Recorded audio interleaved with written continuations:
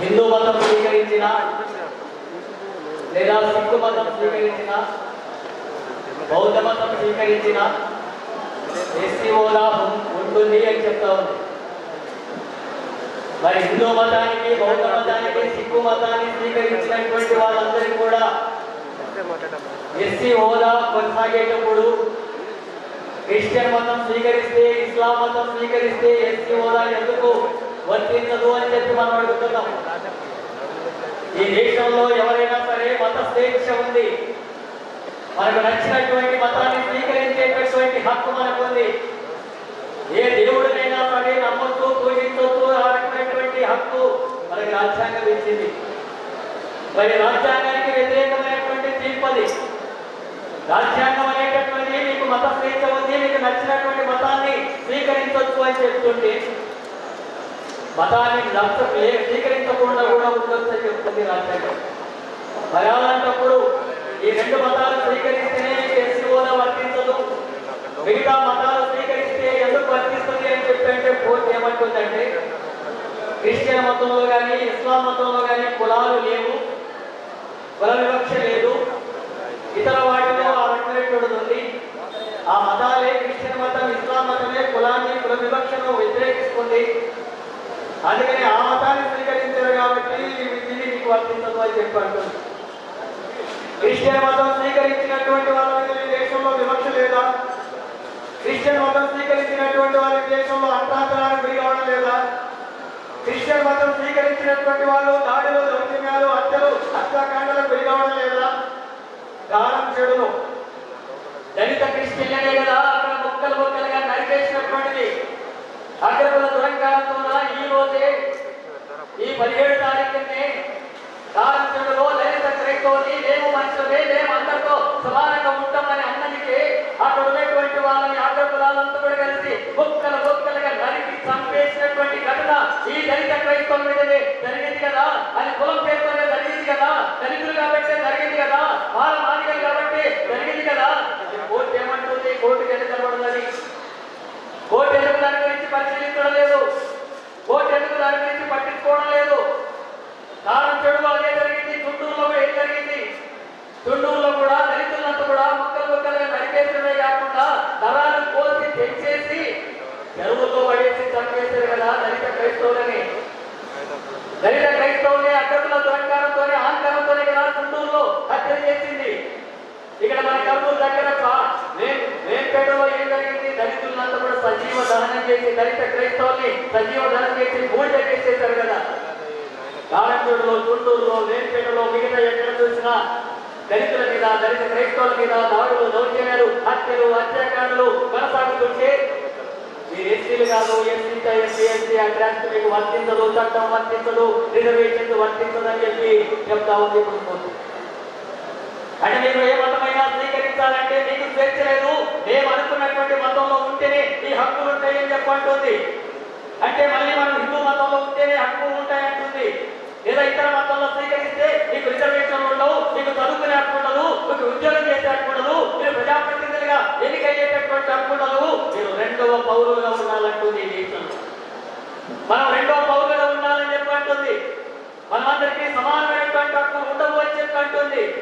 అలాంటి ఎజెండాలు ముందుకు తీసుకొచ్చే దాంట్లో భాగంగానే ఇలాంటి చట్టం తీసుకొస్తున్నటువంటి పరిస్థితి. యూదుల పక్షంగా నువ్వు నిలబడు, మీ కొరకు ప్రార్థన చేస్తాం అని చెప్పినప్పుడు ఎస్తేరు ప్రజల పక్షంగా, యూదుల పక్షంగా రాజు దగ్గరికి వెళ్ళి నిలబడ్డప్పుడు దేవాతి దేవుడు, ఆకాశమందున్న దేవుడే తన ప్రజల పక్షంగా గొప్ప విజయం ఇచ్చి శాస్త్రం సంతకం చేసిన తర్వాత కూడా ఈరోజు మనకు తెలుసు కొన్ని శాసనాలు మనకు విరోధంగా రాయబడుతున్నాయి, కొన్ని విరోధంగా రాయబడుతున్నాయి. దేవుడు చెప్తున్న మాట, శాసనము సంతకమైన తర్వాత కూడా దేవుని ప్రజలు లేచి నిలబడ్డప్పుడు, దేవుని ప్రజలు ప్రార్థన చేయడానికి నిలబడ్డప్పుడు, దేవుని ప్రజలు కలిసికట్టుగా వచ్చినప్పుడు దేవుడి శాసనాలను తిరగ రాసేవాడు. చప్పట్లు కూడా దేవుడు స్తుతించండి. శాసనాలను దేవుడు తిరగ రాసేవాడు, శాసనాలను దేవుడు కొట్టివేసేవాడు. When God's people rise up together, దేవుని ప్రజలు కలిసి కట్టుగా నిలబడితే ఆయన అసాధ్యం ఏది లేదు అన్న విషయాన్ని ప్రభు మాట్లాడుతున్నాడు. దేవుని నామానికి మహిమ కలుగును గాక. ప్రియులారా, ఇక నేను 5 నిమిషాల్లో ఈ మాటలు ముగిస్తున్నాను. 5 నిమిషాల్లో ఒక మాట ముగిస్తున్నాను. మొదటి దినవృత్తాంతముల గ్రంథము 12వ అధ్యాయం 32, 33 వచనాల్లో ఇష్టకార్యులలో సమయోచితమైన జ్ఞానము కలిగి చేయదగినదేదో ఎరిగి ఉన్న అధిపతులు కావాలి. సమయోచితమైన జ్ఞానంతో లేవాలి. సమయోచితమైన ఆలోచన జ్ఞానంతో కొంతమందిని దేవుడి దినాల్లో లేపుతున్నప్పుడు వారితో మనం ఏకీభవిద్దాం, వారితో మనం సహకరిద్దాం. దేశ రక్షణ కొరకు లేక దేశంలో మనకున్న ప్రతి అణగారిన పరిస్థితి నుంచి విడుదల పొంది ఒక గొప్ప జయంతో దళిత క్రైస్తవులు కానీ దళితులు కానీ we are not second hand citizens of India. భారతదేశానికి మనం సెకండ్ హ్యాండ్ కాదు, మనం కూడా భారతదేశ పౌరులం. ఇక్కడే పుట్టాం, ఇక్కడే పెరిగాం, ఇక్కడే మన దేశం భారతదేశం. నేను ప్రపంచ దేశాల్లో చాలా దేశాలు తిరిగాను.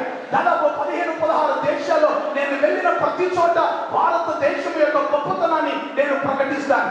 భారతదేశపు ఆరాధనను నేను నేర్పిస్తాను. భారతదేశపు జెండాను నేను ఎగరవేస్తాను. ఎందుకంటే I'm proud to be an Indian Christian. నేను అసలు మాట్లాడేది లేకుంటే నా ఆలోచనలో నా ప్రోగ్రాంలో నాకు ఈ కార్యక్రమానికి సాయం చేయమని, దీన్ని సక్సెస్ చేయమని నా దగ్గరికి ముందుగా ప్రసాదాన్ని బృందం వచ్చినప్పుడు ఎట్లా చేద్దాం అనుకుంటున్నానంటే, అలా ఏముంది మహబూబ్నగర్లో మన జనం కొంచెం తక్కువనే ఉండరు, ఉన్నకాడికి వస్తే ఒక 200 మంది 300 మంది అయితే ఫంక్షన్ అలా చేసుకుంటామని అన్నారు. కానీ నాకు ఒక ఆలోచన వచ్చింది. అంతరాయపురంలో పుట్టి గాసం చేయమని గాసం పెడితే నేను గాసం చేయను చదువుకుంటా అని చెప్పి వాళ్ళ నాయనతో కొట్లాడి చెప్పకుండా పారొచ్చి గద్వాల చదువుకున్న దళిత నాయకుడు ఆనందరావు పుట్టిన బిడ్డగా మరి నేను ఇంత చిన్న మీటింగ్ చేయడం కరెక్ట్ కాదేమో, మరి నేను దీనికి ఏదైనా యాడ్ చేయాలి దీనికి ప్లాన్ అని చెప్పి కొంచెం యాడ్ చేసి మేము ప్లాన్ చేస్తే ఇవాళ మీ అందరి ఆశీర్వాదంతో మీ అందరి సహాయ సహకారాలతో ఇవాళ మహబూబ్నగర్ ఏర్పాటు గొప్ప సమావేశాలు నిర్వహించుకున్నాం. అందరికీ నేను ఎక్కువ లోతు పోను సూక్ష్మంగా చెప్తా. ఈ మీటింగ్ అన్నా ఈ దళిత క్రైస్తవులకు ఎస్సీ హోదా ఇవ్వాలంట, ఇస్తే ఎవరికో నష్టమవుతుందని ఒకరు, మాకేం ఇబ్బంది లేదు కదా అని ఇంకొకరు, రకరకాల అభిప్రాయాలతో ఉన్నది సమాజం. కనుక మిత్రులారా, ఇది ఈ పోరాటం, ఈ డిమాండ్ ఒక మతానికి ఒక కులానికో వ్యతిరేకమైన డిమాండ్ కాదు. మేము కూడా అందరిలాగా మనుషులమే కదా, మన అందరికి ఒక న్యాయం, మాకు ఒకరికి ఎందుకు ఒక న్యాయం, మన మానవులకు దళితులకే ఒక న్యాయం ఎందుకు, మమ్మల్ని కూడా సమానంగా చూడండి అనేటువంటి సమానత్వం కొరకు చేసినటువంటి సామాజిక ఉద్యమమే తప్ప ఇది ఒక కుల ఉద్యమమో మత ఉద్యమమో కాదు, మతానికో కులానికో వ్యతిరేకం కాదు. ఈ దేశంలో ముందర ముంద కట్టుకొని వెనుక చీపులు కట్టుకొని తిరిగినటువంటి తాత ముత్తాతల తరాల నుంచి వచ్చినటువంటి మనం సామూహిక బాయికాడ నీళ్లు తాగనీయకపోయేది, గుడికాడ దేవుని మొక్కనీయకపోయేది, బడికాడ పాఠాలు విననీయకపోయేది. ఆ పరిస్థితులన్నీ అనుభవించి వచ్చినటువంటి మనం ఆ పరిస్థితులన్నీ చరిత్రక సత్యాలు.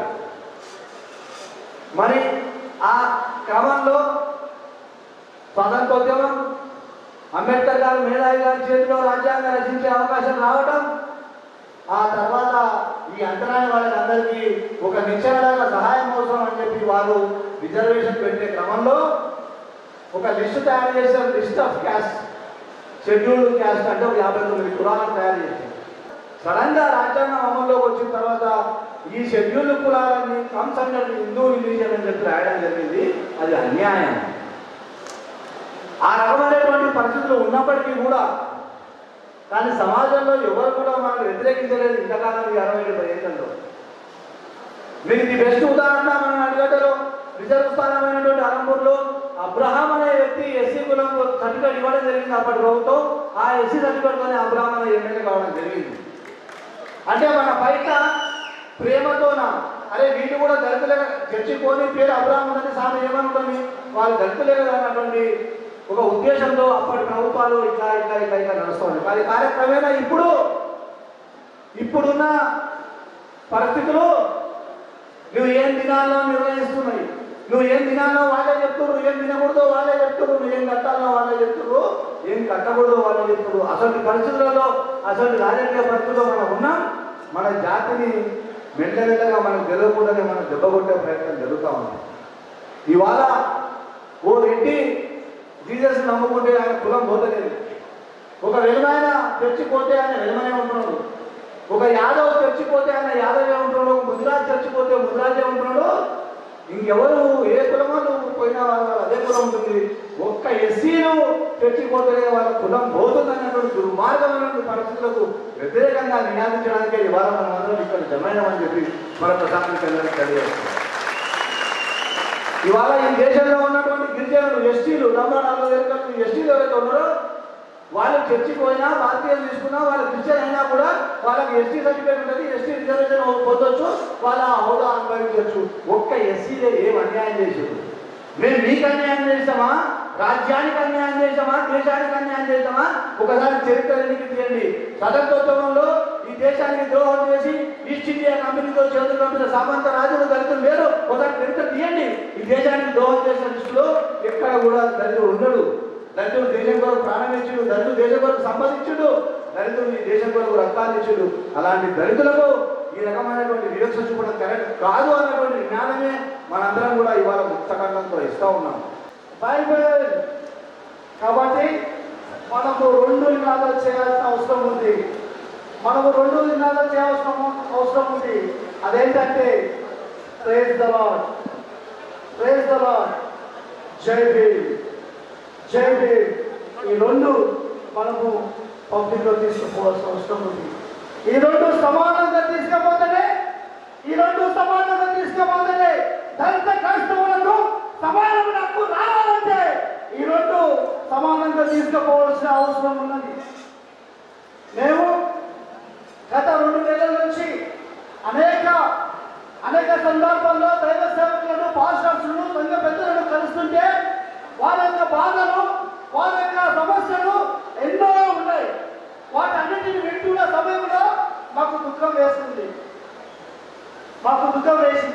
అయితే మేము ఆ రోజు నిర్ణయించుకున్నాం, క్రైస్తవుల కోసం, క్రైస్తవ సమాజం కోసం, నశించిపోతున్న ఆత్మల కోసం మన వెంట రావాలంటే దైవ సేవకులు మన వెంట ఉండాలి. ఎందుకంటే ఈరోజు చర్చి నడుస్తుందంటే దైవ సేవకుల ద్వారా. అయితే వారిపైన దాడి జరుగుతుంది, కుటుంబం పైన దాడి జరుగుతుంది. వీటన్నిటిని మేము గ్రహించి కుటుంబాలకి, సంఘానికి, దైవ సేవకులకు, కాపాడలకు మేము అండగా ఉండాలని ఆలోచన చేసి రాజ్యాంగ హక్కుల సాధన సమితిని ఏర్పాటు చేయడం జరిగింది.